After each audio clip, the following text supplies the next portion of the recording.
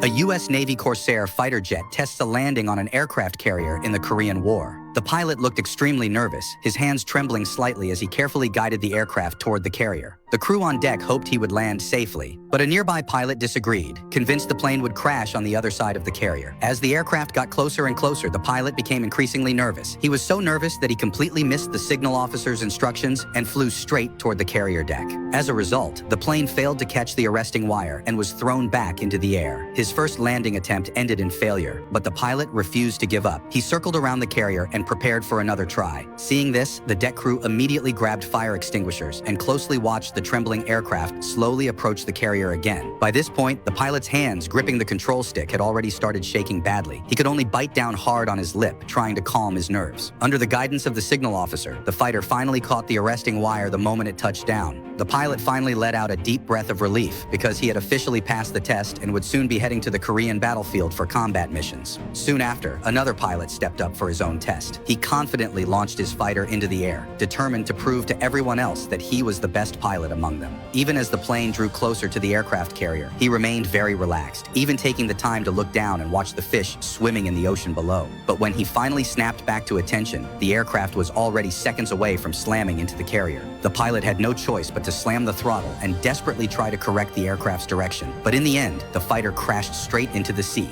Rescue crews rushed toward the bow as fast as they could, but it was already too late. The pilot had paid for his arrogance with his life. In the end, 10 pilots who passed the flight tests